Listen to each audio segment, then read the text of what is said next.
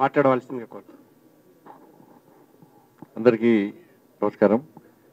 Bharatiya Janata party రాష్ట్ర అధ్యక్షులు కేంద్ర మంత్రివర్యులు కిషన్ రెడ్డి గారు, రాజ్యసభ సభ్యులు ఓబీసీ మోర్చా జాతీయ అధ్యక్షులు పెద్దలు డాక్టర్ లక్ష్మణ్ గారు, అదేవిధంగా కర్ణాటక నుంచి వచ్చినటువంటి సోదరుడు విశ్వనాథ్ గారు ఎమ్మెల్యే గారు, ఇతర భారతీయ జనతా పార్టీ నాయకులకు, వివిధ మోర్చాల కార్యకర్తల నాయకులందరూ కూడా హృదయపూర్వక నమస్కారాలు. అటల్ బిహారీ వాజ్పేయి గారి యొక్క జయంతి సందర్భంగా అందరికీ శుభాకాంక్షలు. దేశవ్యాప్తంగా ఇవాళ భారతీయ జనతా పార్టీ ఆధ్వర్యంలో అటల్ బిహారీ వాజ్పేయి గారి యొక్క శత జయంతి ఉత్సవాలను ఘనంగా నిర్వహించుకోవడం జరుగుతున్నది. భారతదేశం యొక్క వైభవాన్ని, నైతిక విలువలను ప్రపంచవ్యాప్తంగా చాటినటువంటి మహానుభావుడు అటల్ బిహారీ వాజ్పేయి గారు.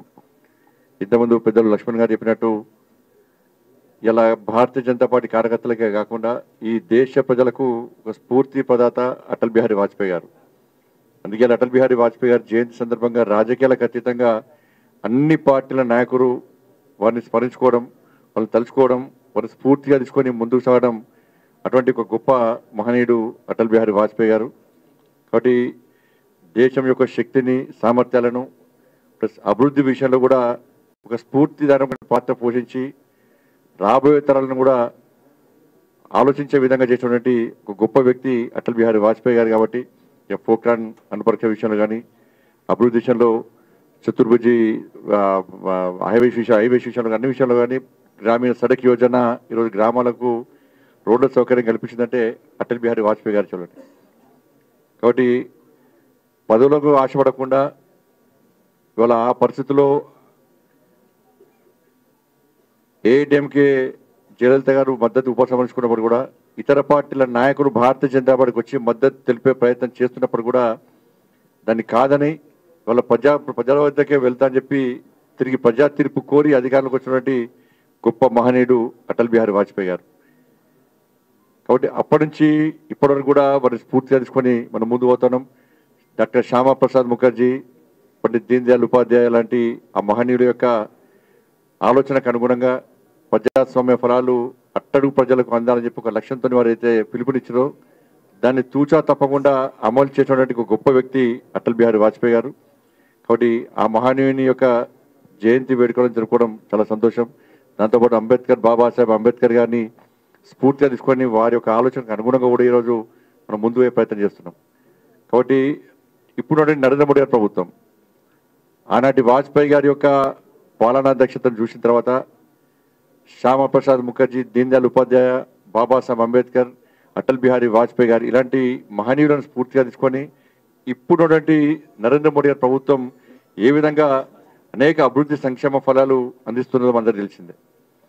ఇవాళ రోడ్ల విషయంలో ప్రతి సంక్షేమ పథకం పేదల యొక్క ఆలోచనను అర్థం చేసుకొని ఎన్నికల్లో ఏ హామీ ఇవ్వనప్పుడు కూడా ప్రజల ఆలోచనలు, ప్రజల కష్టాలను, బాధలు తెలుసుకొని ఏ విధంగా అభివృద్ధిని మనం ముందు తీసుకుపోతున్నామో ఇలా దేశ ప్రజలు ఆలోచిస్తూ ఉన్నారు.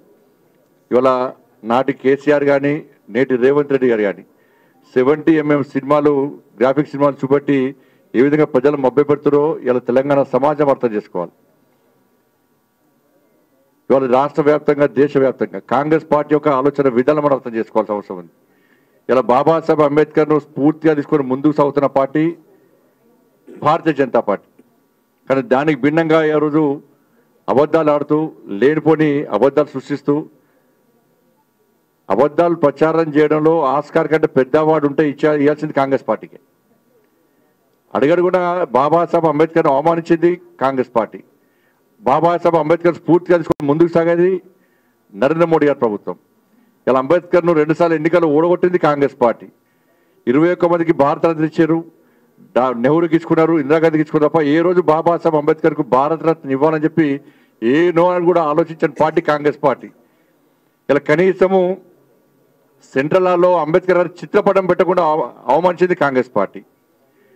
కాంగ్రెస్ పార్టీ ఈరోజు అంబేద్కర్ గారిని అవమానించింది కాబట్టి 2014లో కాంగ్రెస్ పార్టీ కేవలం 44 సీట్లకు మాత్రమే పరిమితమైంది. దళిత జాతి, ఎస్సీ, ఎస్టీ, బీసీ వర్గాలు ఇవి కూడా కాంగ్రెస్ పార్టీకి మద్దతు తెలకపోవడం వల్లనే 2014 కాంగ్రెస్ పార్టీ 44 సీట్ల పరిమితమైంది. 2019లో కాంగ్రెస్ పార్టీ 52 సీట్ల పరిమితమైంది. ఇవాళ మొన్న 99 సీట్ల మాత్రమే పరిమితమైంది. ఇక్కడ కాంగ్రెస్ పార్టీ దాని గురించి గుణపాఠం నేర్చుకోకుండా తిరిగి భారతీయ జనతా పార్టీని దళితులకు వ్యతిరేకమైన ముద్ర వేయడానికి ప్రయత్నం చేయడం చాలా సిగ్గు చేయడం వల్ల వాళ్ళ భారతీయ జనతా పార్టీ నరేంద్ర మోడీ గారి ప్రభుత్వం కానీ గతంలో అటల్ బిహారీ వాజ్పేయి గారి ప్రభుత్వం కానీ ఇలా అంబేద్కర్ గారిని స్ఫూర్తిగా తీసుకొని ముందుకు వెళ్తున్న పార్టీ భారతీయ జనతా పార్టీ. ఇలా పంచతీర్థాల పేరుతోని వాళ్ళ అంబేద్కర్ యొక్క పంచతీర్థాల పేరుతోని రాష్ట్రాలకు స్ఫూర్తిగా ఏ విధంగా మనం గుర్తుంచుకునే విధంగా చేస్తున్నామో ఆలోచించాల్సిన అవసరం ఉంది. బాబాసాహెబ్ అంబేద్కర్ భారతరత్న తెచ్చింది భారతీయ జనతా పార్టీ అప్పుడు ప్రభుత్వం, ఎన్డీఏ ప్రభుత్వం. దాంతోపాటు అంబేద్కర్ గారి చిత్రపటాన్ని సెంట్రల్లో పెట్టినటువంటి విషయాన్ని కూడా ఇలా దళిత సమాజం గుర్తుంచుకోవాల్సిన అవసరం ఉంది. దేశంలో 27 మంది ఎంపీలను బీసీ ఎంపీలను మంత్రులు చేస్తాం. ఇలా 12 మంది ఎస్సీ ఎంపీలను మంత్రులు చేస్తాం. 8 మంది ఎస్టీ ఎంపీలను మంత్రులు చేస్తాం. ఇవాళ ఇవన్నీ చేసిన తర్వాత కూడా ఇలా కాంగ్రెస్ పార్టీ చెప్పే విషయాలను దళిత సమాజం కానీ ఎస్సీ ఎస్టీ బడుగు బలైన వర్గాలు ఎవరు గుర్తిస్తలేరన్న విషయాన్ని కాంగ్రెస్ పార్టీ గుర్తుంచుకోవాల్సిన అవసరం ఉంది. కాబట్టి ఏం ర్యాలీలు చేసినా ఏం చేసినా కూడా ఇలా బడుగు బలైన వర్గాలన్నీ కూడా ఎస్సీ ఎస్టీ బీసీ వర్గాలన్నీ కూడా అగ్రవర్ణాలు పేద వర్గాలు కూడా అన్ని కూడా భారతీయ జనతా పార్టీకి నరేంద్ర మోడీ గారికి అండగా ఉంటున్న విషయాన్ని వాళ్ళ మనం గుర్తించాల్సిన అవసరం ఉంది. కాబట్టి అటల్ బిహారీ వాజ్పేయి గారి యొక్క ఈ 100వ జయంతి ఉత్సవాల సందర్భంగా ఈ సంవత్సర కాలం పాటు నిర్వహించినటువంటి విషయంలో కార్యకర్తలు అందరూ కూడా కలిసి ఒక మంచి ఆలోచనతో ముందుకు తీసుకోవాల్సిన అవసరం ఉంది. వాళ్ళ ఆశయాలను సాధించే దిశగా అందరం కార్యోన్ముఖం చేయాల్సిన అవసరం ఉందని చెప్పి మనస్ఫూర్తిగా అందరికీ విజ్ఞప్తి చేస్తూ మరొకసారి అందరికీ శుభాకాంక్షలు తెలియజేస్తూ ముగిస్తున్నాను. భారత్ మాతాకి జై. రాష్ట్ర